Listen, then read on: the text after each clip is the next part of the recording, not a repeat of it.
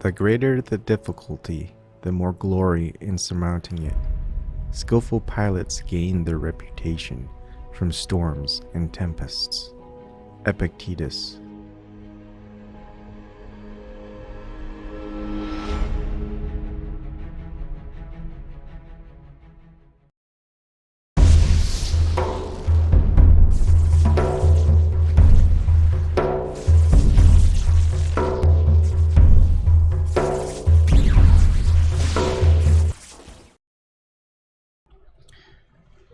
Good evening, everybody. How has your week been? My week has been good and tiring. So, my wife is back from her work trip. My son got sick yesterday, so my kid sitting continues. So all day today I looked after him. Next week is going to be a little bit busy too. I need to take some time out. See if I could actually do some turkey hunting on Monday and Tuesday. Most likely I won't have any luck, but still might as well just do it. Just even walking out into nature, even when it's cold, even if it's rainy, even when it's just horrible, I'm just glad I'm out there. As much as I love my family, my wife, my kids, it's that time apart that makes you really enjoy the time together, type of thing, because you don't want to start going, man, I just really want to get away. I really don't want to get away. It's just be like, it's like, I can't wait till I go back to the kids, because standing out here or walking around looking for wild turkey seems like a waste of time and it's not as fun. So I want to get back to the kids. So you're back with the kids. It's like, yeah, I didn't really mind that they did all this stuff. So that's what happens.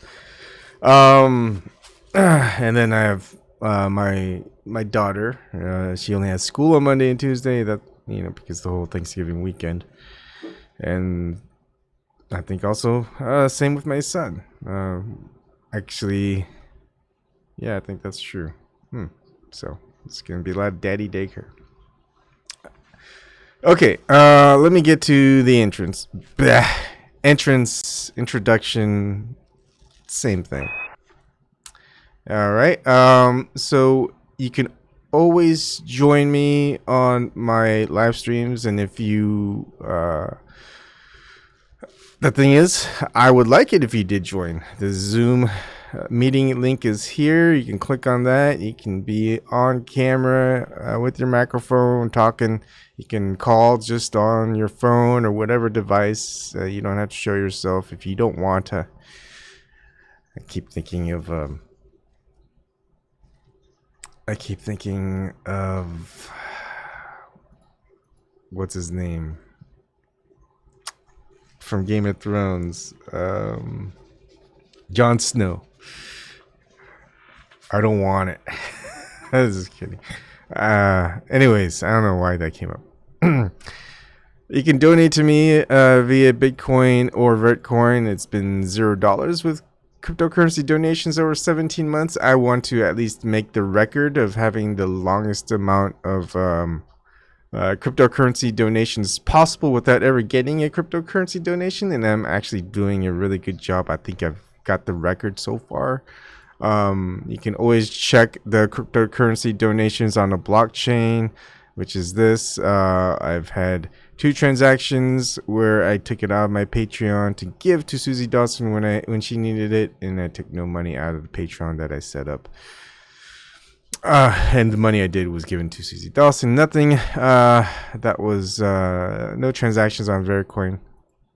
I've had transactions on Google Super Chat or YouTube Super Chat, and thank you for all those that do. Even though Google and YouTube get a big chunk of it, you also have to reach like $100 threshold by the end of the month.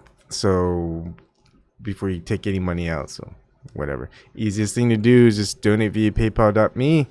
And that was set up September 22nd, 2019. And the first video of the month, I just disclosed how much money I received, donations for the previous month, and all months total, and to say my thank yous and all that jazz. Now, if you don't have any money, you can always prove the globe Earth, which should be easy, and you can get $15,000 from Zen Garcia. Take him to court. You know, donate a 10% finder's fee. Hey, donate 10% of that finder's fee before you take him to court, because you know it's pretty much a shoo-in that you can get that $15,000, right? So you don't even have to wait, you know, to to prove the globe Earth in court. Just you know, pay me the 10% ahead of. In advance, you know, the finder's fee, because you know it's going to be a shoo-in to prove the globe Earth, because it's been done over 2,000 years ago, right? Anyways, I do all this for free. None of this is gonna have any exclusive or additional content. If you're like a paying member for something or whatever, or if I don't know. It's just not, everything's just out there. If at any time there's something that's not, you don't see anything like the full version of it, that's probably because YouTube took it down or blocked it. So I have to remove some of the content, edit it in order to put some of it up there. And if you want to watch the full thing, you could always watch it on these alternative sites like BitChute, LBRY, which you could probably find a lot of my older stuff, and you know, you can still watch some of the stuff that's on YouTube. Anyways, go to Flat Earth People Finder app, go and sign in. Hopefully I can start working on that sometime soon, but I just felt like I haven't done anything as far as getting people some content, some things that have been going through my mind, some things that I'm looking into. This kind of, I guess, having an uplifting message or something. And so people, come on in if you want to just shoot the shit. And I always wondered why they ever said that. What's the purpose of shooting the shit? Anyways, it sounds kind of cool, maybe. All right, so topic at hand. It is, you know, so you gotta be kidding me. Okay, it was, never mind. I was looking at something. It was always meant to get worse on purpose. Anything that you could think about, anything external to you, because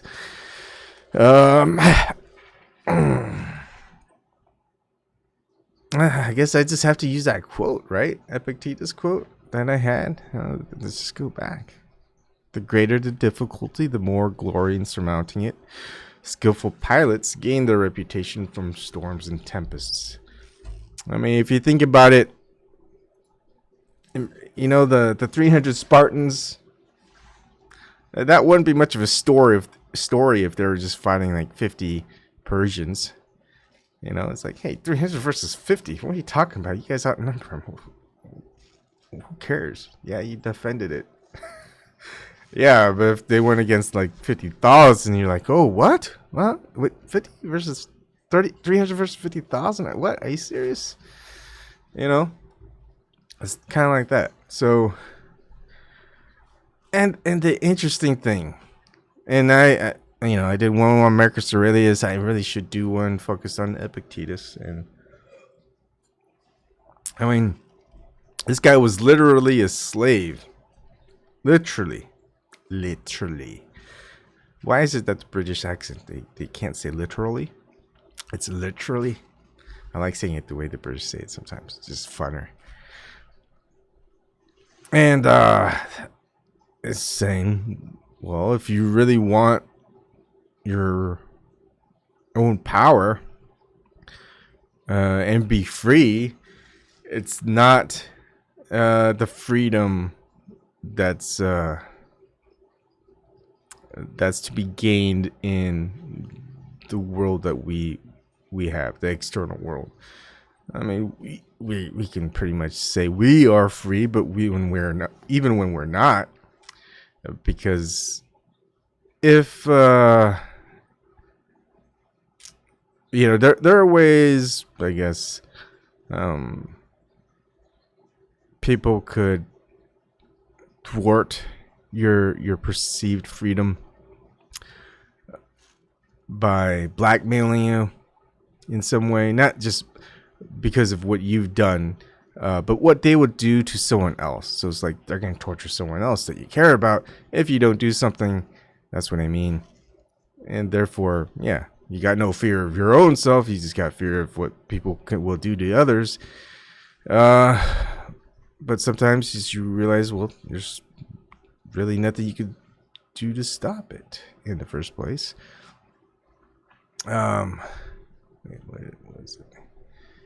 You just said funner. Funner is a good word. Funner. I'll use funner. Hey, if I say literally, I can say funner.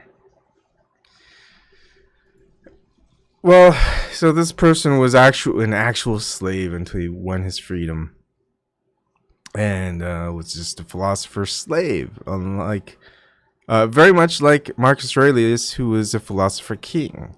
But then, if you put things into context, when you live life with strict moral guidance, like Epictetus and Marcus Aurelius, you would call them, I'm having a mind fart. Stoics, that's what they're called, kind of based off of Heraclitus. Now, these Stoics, they live life as they studied it. They did the research, they had their philosophy, their wisdom, and rather than just saying one thing and doing another, like hypocrites and other and sophists and things like that, well, they said it and they did it. And when you live that way and not really enjoying the fruits of the external world, well, you're actually still a slave to it, because you're choosing not to engage in the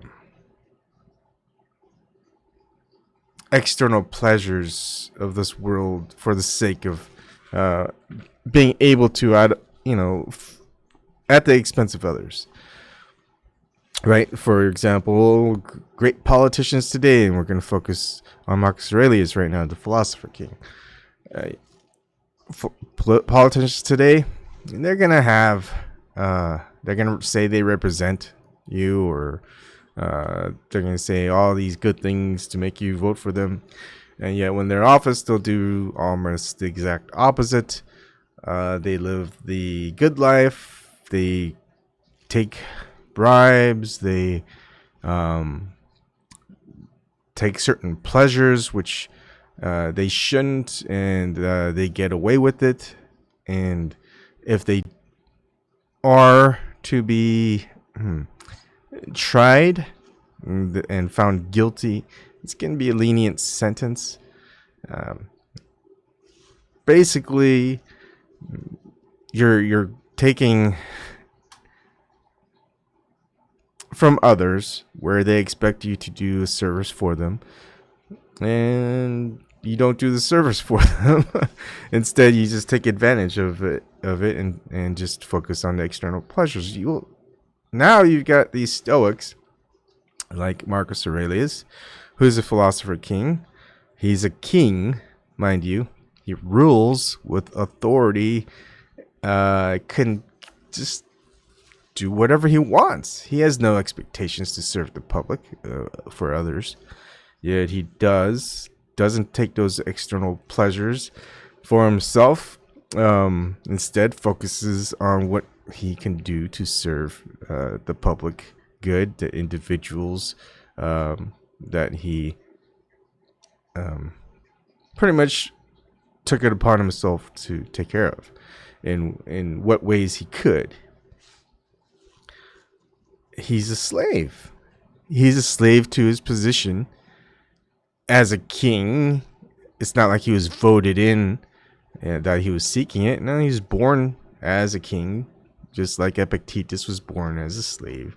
Yet in many ways, Epictetus was freer than, if that's even a term, than Marcus Aurelius, because Marcus Aurelius pretty much imprisoned himself into his own slavery by living the same philosophy as Epictetus. Yet Epictetus was on the very opposite spectrum, where he was literally a slave, but he was the king of himself. It's such an interesting polarity to talk about these two. But anyways, before I get even more into it was always meant to be worse on purpose. I think I would rather read some Epictetus quotes, and that may very much kind of help bolster what I'm trying to say as far as things have always meant to get worse, because there's many interpretations as to how things were meant to get worse, in very metaphysical, into physical, into whatever this is, reality, matrix, what have you. It's always meant to get worse on purpose, whether it's from a certain odd deity or non-deity or demi-deity, and or just humans in general, or what have you. You know, if you just think about, imagine just for some odd reason your mom ended up being the president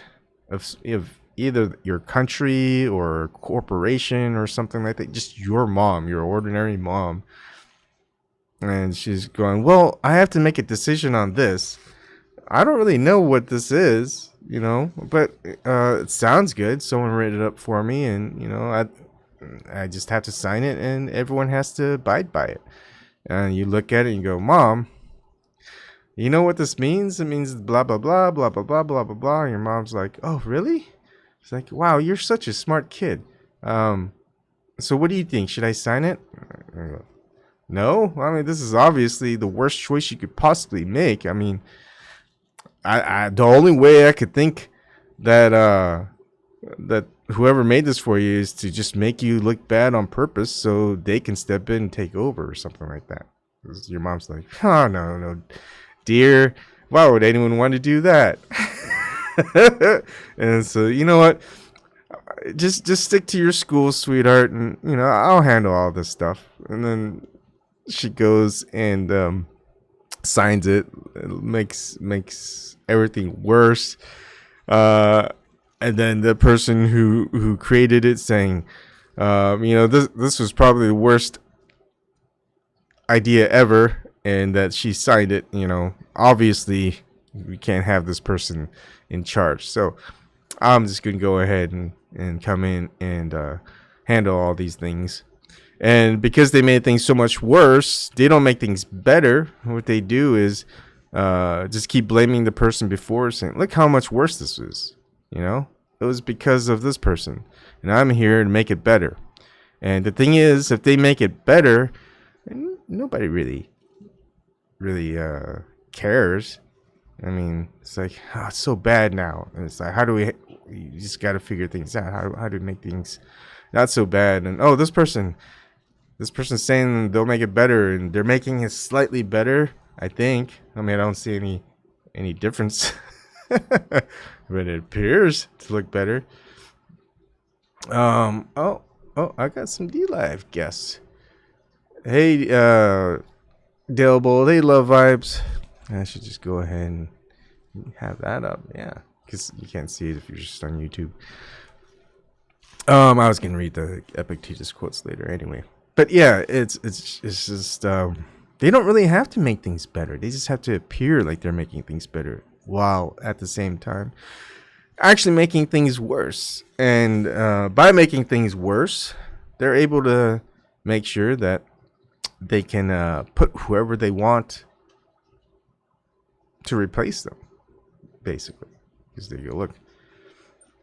If I'm in office, I'm going to do this. And yeah, they're both going to blame your mom.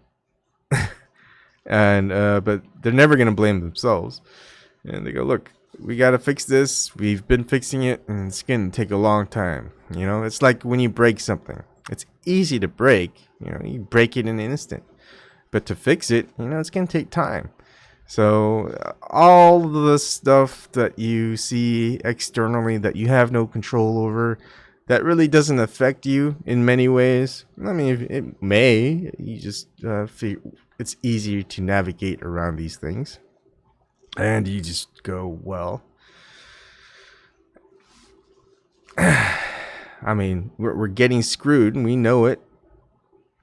But what's the point of it? Well, there's many points to it. I mean, it's just so much good things with dealing with philosophy. I mean, things you can't control. Like look at this pimple, right? Like I popped my pimple right here.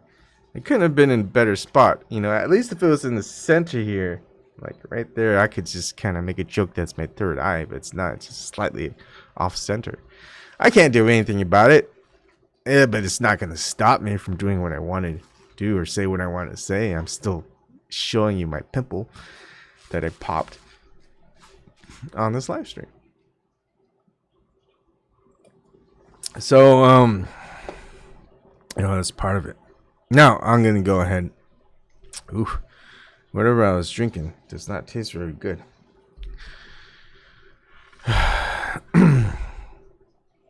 Yeah, here we go.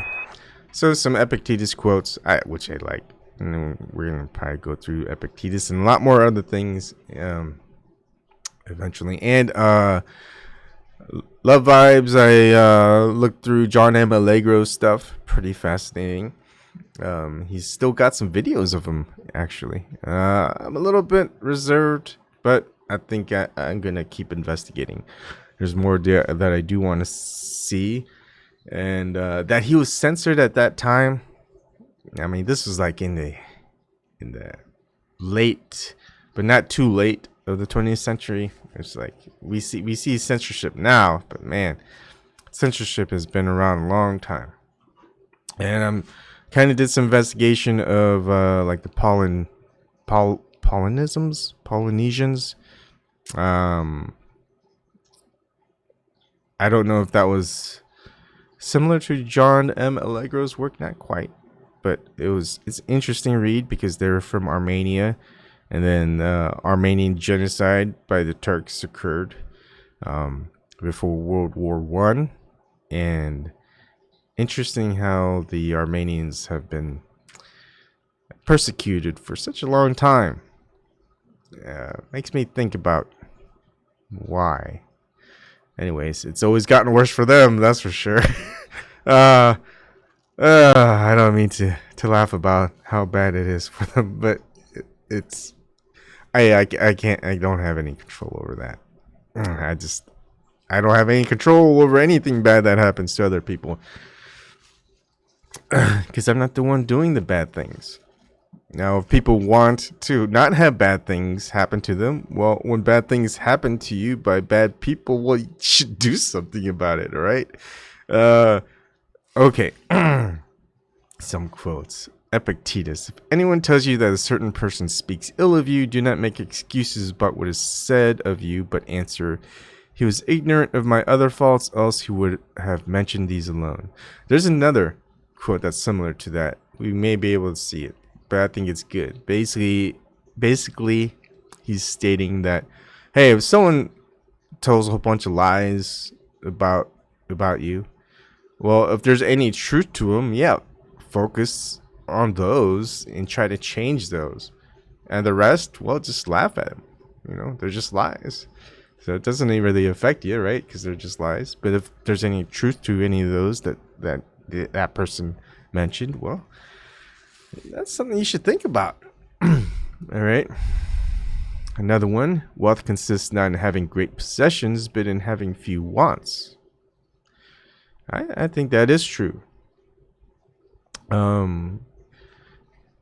Because no matter how wealthy you are, and we see this externally with the billionaires and millionaires, like, well, they're the richest people in the world. What more could they want? Well, we just see they seem to keep wanting more, and we call it greed. And it's like, I don't get it. Why would you want more? You have it pretty much everything. But they're not happy. They're not content with what they have. They always want more. So, are they really wealthy? No, not really. They just have a lot of external material that represents something. If you call that wealth, well, that's the materialistic view of things, but I wouldn't call that the correct answer. Epictetus, don't explain your philosophy, embody it. Simply put, the fewest words as possible. This is what I love about Stoics versus the Sophists. Sophists use rhetoric, and in using rhetoric, they just have to keep talking. Even if they're wrong, they just keep talking. They don't even remember what they say. I mean, heck, who was it?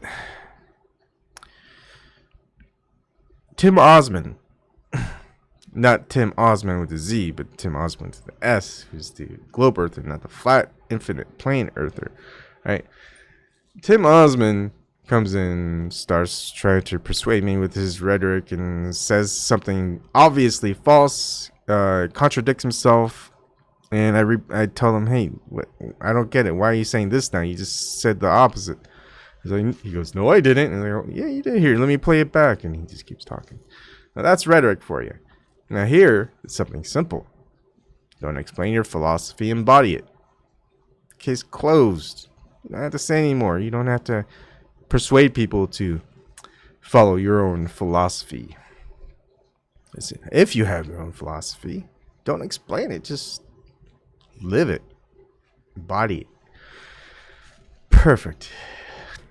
I mean, as close to perfection as you could get. Here's another quote. There's only one way to happiness, and that is to cease worrying about things which are beyond the power or our will. And, yeah. I mean, just think about how worse everything is getting externally. You can see it on the news, the mainstream media news. Heck, you can even see it on alternative media. You can see it in just things that you really loved. I mean, who here thinks movies are getting better? I don't think movies are getting better. I think they're getting worse. What about books, TV shows, politics, government? I mean, just think of anything. Is it getting better or worse? Comic books, even. I mean, the list goes on. I think a majority of people say, no, it's not getting better. Video games, a lot of people play video games. Do you think they're getting better or worse? I mean, and the best way to think about it is, well, what game did you enjoy playing the most? That's one way to put it. And also, what games are you playing the most? Are you still playing a game that was made 2 years ago, 4 years ago, 10 years ago? It's like, why? If video games are getting better, shouldn't you be playing the latest and greatest every time? But not necessarily. So, it pretty much pervades everything. And you can't. There's no reason to worry about these things. Because why do you worry that these movies are getting worse? Why do you worry that these games are getting worse? Why do you worry about the government and politics getting worse? You can't do anything about it. I mean, I've tried. I know other people who've tried, and at the most, you just have to convince other people what's going on, and they're gonna be like, whatever, crazy. Um, or you just pick a side and you just hopefully you can persuade or whatever people to choose your side over the other side. And you have different tactics you can use. We've all seen them before. It could be like the guilt tripping Jewish or Korean mom, because I don't know. My mom was very similar to what a lot of Jewish friends. Their moms are like, oh, are you gonna really make me, you know, you know? They use the guilt trip. You know, I can't believe you're doing this to your own mom. There's the other stuff. It's like, if you're not with us, you're against us, or you're a misogynist, sexist. Add whatever box that they can put you in. You're that. And you're like, no, I'm not that. Well, yes, you are. Well, I don't want to appear that way. Well, so you just take their position.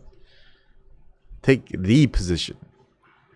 Bend over. Okay. I don't know why I'm going there.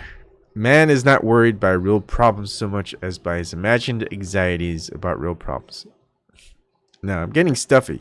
I think I'm getting sick because of my son. So give me a second while I'm off screen and blow my nose.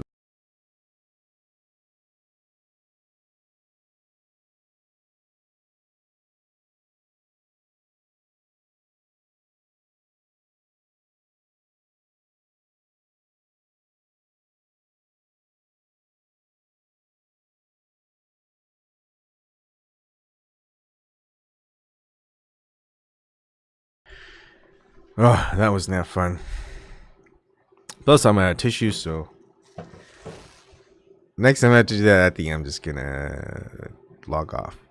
But it's been 34 minutes, and I do want to read a little bit more of these quotes, and then just kind of tie it all in at the end, if I can. All right. Don't just say you have read books. Show that through them you have learned to think better, to be a more discriminating and reflective person. Books are the training weights of the mind. They are very helpful, but it would be a bad mistake to suppose that one has made progress simply by having internalized their contents. Yes, that's crazy to think that this person had all this type of wisdom way back. You know, it is. I think it's quite amazing. You could be the most intellectually smart person in the world. Heck, you could even be have a supercomputer mind. But none of that has any weight if you can't make a decision in some sense from learning all those things from books. I think I read in some forum, I think it might have been Quora, where they're going, hey, can you reach salvation or enlightenment? I think that was the correct term. Can you reach enlightenment by having read all the books, especially all the scriptures and things like that, just on their own? Oh man, sorry, you're gonna have to listen to that. And a couple of people answered. And I was like, well, you're at most you're gonna be able to learn how other people attained enlightenment. It's an autobiography, or maybe even biography. I mean, everyone who's ever reached so-called enlightenment has never left anything behind. Never wrote a book or anything like that to leave behind for others. And I think that's the entire point, because they wouldn't be learning or figuring out how to reach enlightenment on their own, and they'll just keep trying to repeat what they did, and that's not gonna allow the person who's reading it to reach enlightenment. So I would hazard a guess to say no, you won't reach enlightenment by having read everything that's canonical or otherwise. It helps to get understanding, but not necessarily. It won't get you to where you want to go. Every book has an end. First, say to yourself what you would be, and then do what you have to do. Yeah, I think you have to know thyself type of thing, right? And it's not what happens to you, but how you react to it that matters. Yeah, I think that is also great. Because people and groups have always been, oh, look what happened to me, or look what happened to us. You know, we should get things handed down to us because of what happened to us. But you never hear about those people and those groups where they reacted to it to prevent it. They didn't play the victim. They played the defender, and they don't say, "Hey, we should be we should be entitled to this because of what happened to us." So, but nothing happened to you because you responded in a way where you prevented that thing that happened to you from happening. So why should you be entitled to it? On the other hand, you got the other person or the other group who is the victim and just succumb to it and go, well, we should, we couldn't do anything to stop it. We would have just been in a worse position or dead.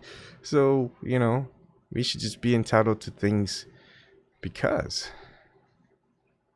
I just think that's an interesting way to put things. Maybe not to you, but that's to you. If you want to improve, be content to be thought foolish and stupid. Yeah, I think that's a good one.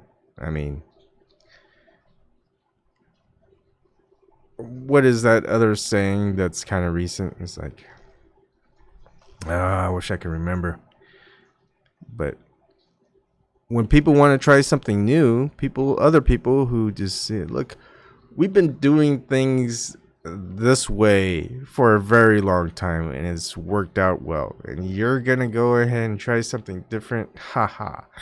And then you got this person who tries something different being successful. Even if they weren't successful at first, they understood their mistakes, bypassed those problems or fixed them or whatever, and they got things how they wanted to be. And it's like, look who's laughing now, haha.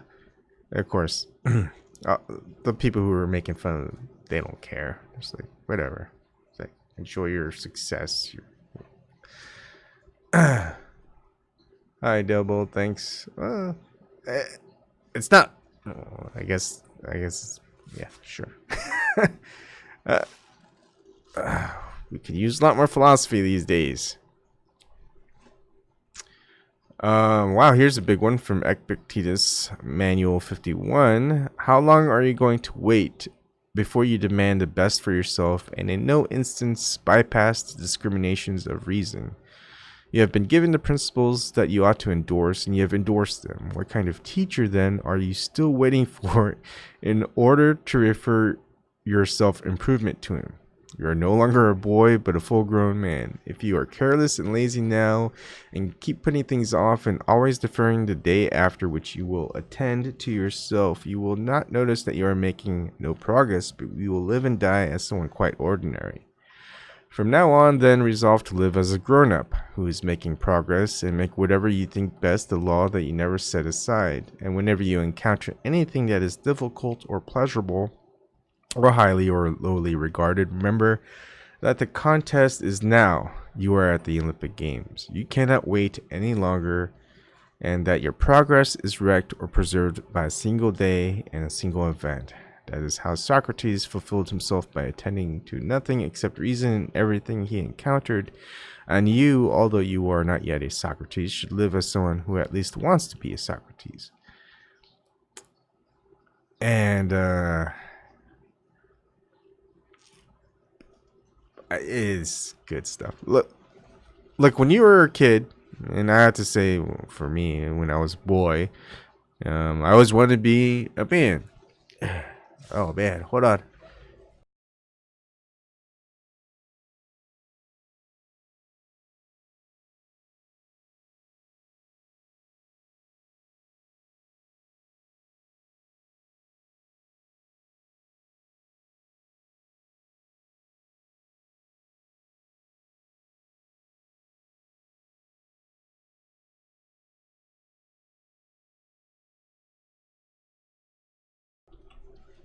Ooh, luckily I had some spare tissue in my pockets that were meant for my son.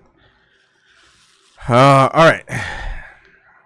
You know, when you're young and you want to be a man, and something happens, and you do things to prove that you're a man to others, especially say your father or your father figure or someone grown up that you respect. There you go.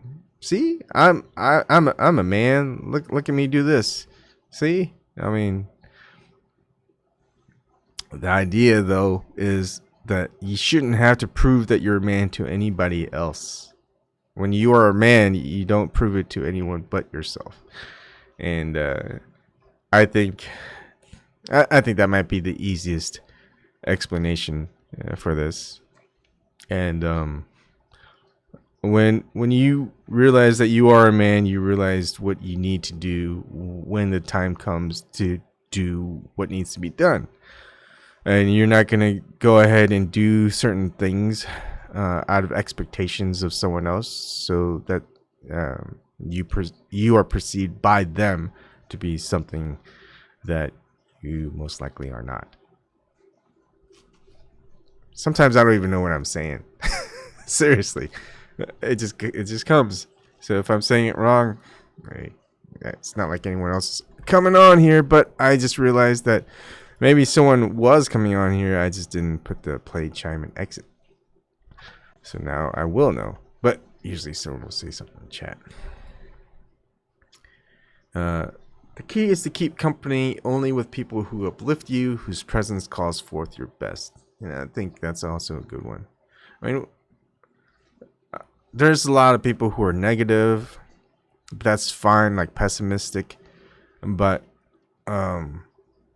as long as they're not the ones that are just pulling you down every time you try to pull yourself up, you know. I think those types of people who, if we regard society and things like that, it's like they don't care how good things are for you, as long as never mind, sorry. Misery loves company. That's just another way of putting it. Some people are just miserable, and they don't want to get themselves out of that misery. And if they see anyone else getting out of their own misery, they just will do whatever they can to make their life miserable, so they can stay miserable with other people. Pretty horrible, but it does happen. And some people, I think if you look throughout your own history, you'll see a lot of these things come out at you. And I think it's good to reflect on your own life that you lived.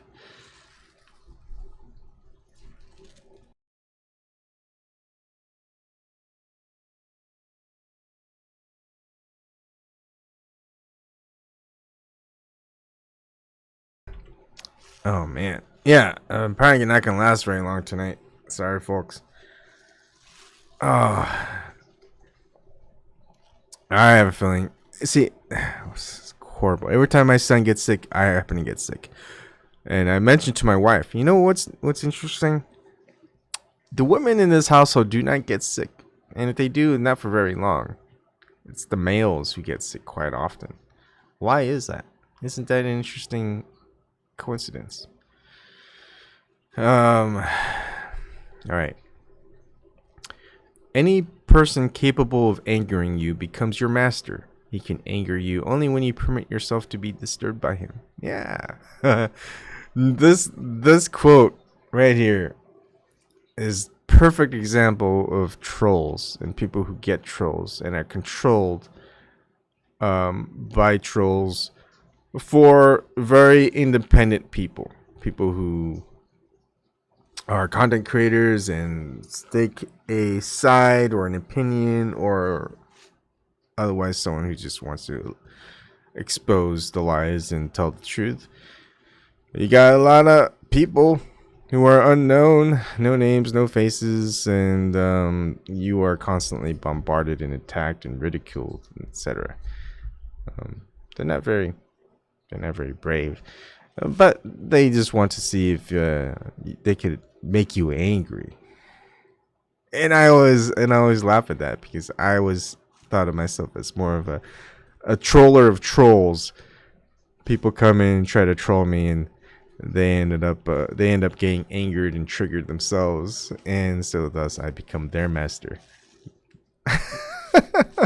I think it's just great. That's why I don't seem to have that many trolls. I mean, I would love to have more trolls. I mean, I would get more views. I would get probably a lot more people coming in that aren't trolls because of these trolls, and just expose them for idiots and how much I'm their master.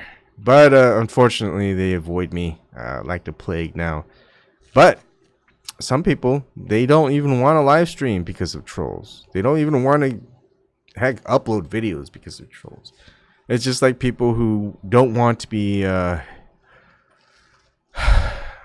blocked or copyright struck or whatever, so they self-censor themselves. Self-censor. Sorry, it's the stuffy nose talking. So yeah, don't let anything like that affect you, especially with anger.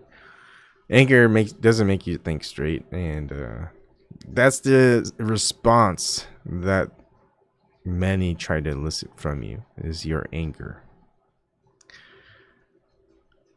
He who laughs at himself never runs out of things to laugh at. Yeah.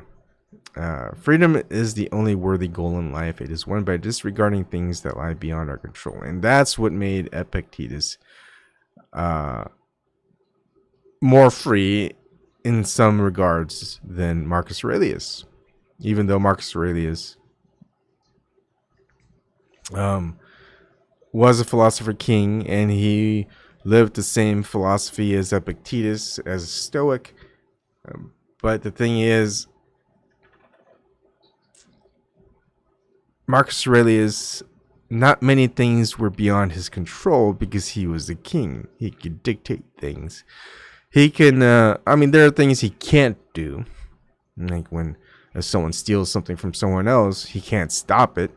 What he could do is he can instruct guards to be a little bit better at seeing these things happen. He can punish the thief, have legislation of saying, hey, if you do this is what's going to happen, type of thing. I mean, those things are within his control to do, whether if it's for the benefit of others or not, but it's still beyond his control if they want to steal things, even with the repercussions that may come. Other people's views and troubles can be contagious. Don't sabotage yourself by unwittingly adopting negative, unproductive attitudes through your associations with others. Yeah.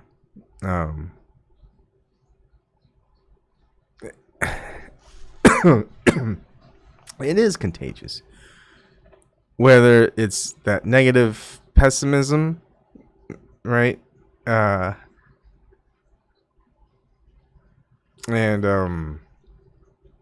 But I think what's great is when you're in that moment when you've got a whole bunch of optimistic people who, throughout continuous effort or failure, they just keep trying, and they know that they can succeed and figure it out, and they do.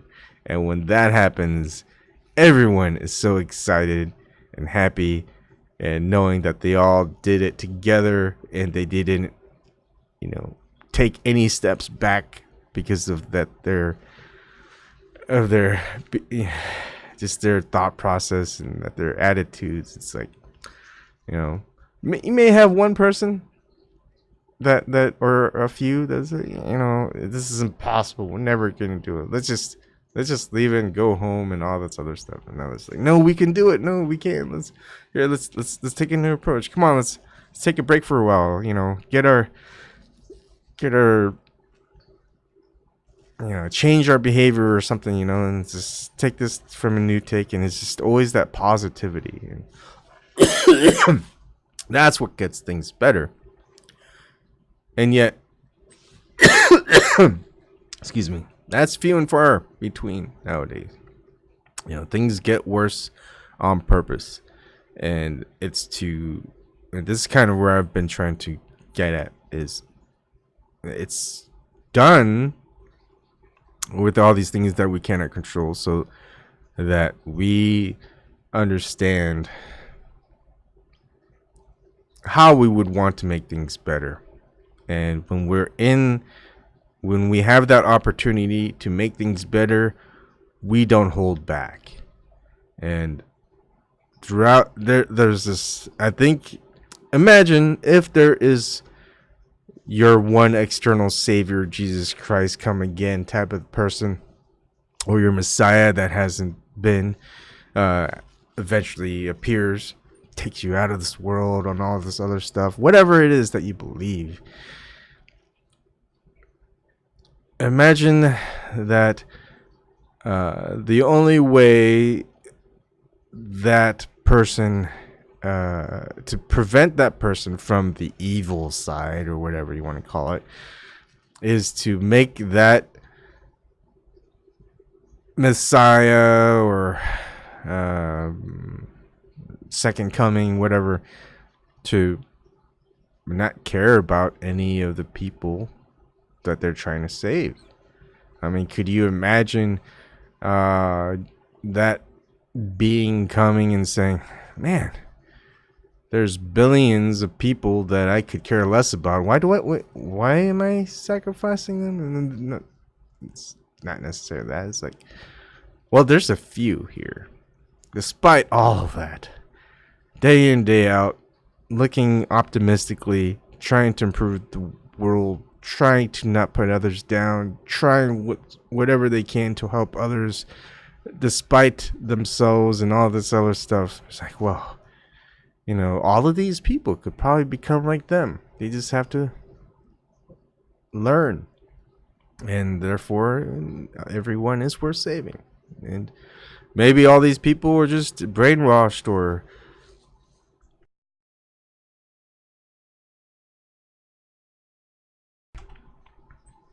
sorry, and stuffy nose. Despite themselves knowing themselves, or being manipulated, and thus that's not them themselves. It's their persona. It's to appear similar to others so they can exist in the system and have acquaintances and things like that. But deep down inside, they're good people. It's just like the eternal optimist, I guess, sees the good in people no matter what. Just like the pessimist sees the worst in people. But I think no matter what, the optimist has to win out. Because the optimist is the anomaly of the pessimist. Because the pessimist thinks that everything is the worst and no one is good. And you got the optimist saying everyone has the potential to be good and it's gonna happen. So no matter what, as long as the optimist lives on, the pessimist is always gonna be wrong. And pessimists should probably see that. So I would probably love to just do an Epictetus live stream one day, so I'm going to leave it at that, folks. Thank you for joining, and basically, things that are outside our control, they're worse on purpose, by design, by planning, by accident, by what have you. It's all made worse. But the idea of it is, despite things getting worse, you become better. As an individual, as a group of people who see things in that optimistic way, and that there's, no matter what, I think it's more of like, this is kind of something that I was not quite thinking or dreaming. It's one of those waking dreams, thoughts type of thing. But the light source itself doesn't see things from its own light source. I haven't found the right words to put it. Just I mean, they're just, in some ways it's kind of, what's that term? Imagine you've got a really dim flashlight, right? That's your light source. And it's like, man, I can't see anything. My flashlight, the batteries are low. And someone else who's got no flashlight sees things from your flashlight. Is like, oh man, I'm glad you had that flashlight. I couldn't see anything. It's like, well, I can barely see anything with my flashlight. What are you talking? Well, I don't have a flashlight, so obviously your light is better than mine, so I can see at least. So yeah, people don't think of things in perspective to others in certain ways like that. And then someone else, you're going, hey, what's that over there? And it's like big beam of light. It's like, oh man, you've got a great big light. We both can see so much more because of that. The person with the big light is, what are you talking about? I can't see anything. It's too bright.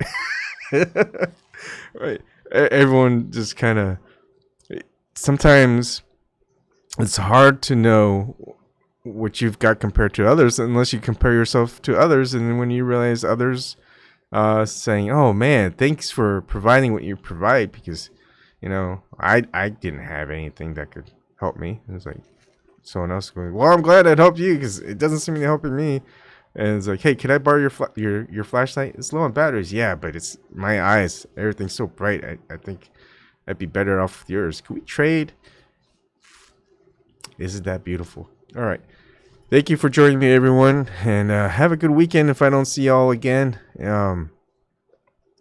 Things are going to be quite busy for me month of November, but I'm going to try to do some of these live streams if I can, especially during at night when I have time and stuff like that. But we'll see you again.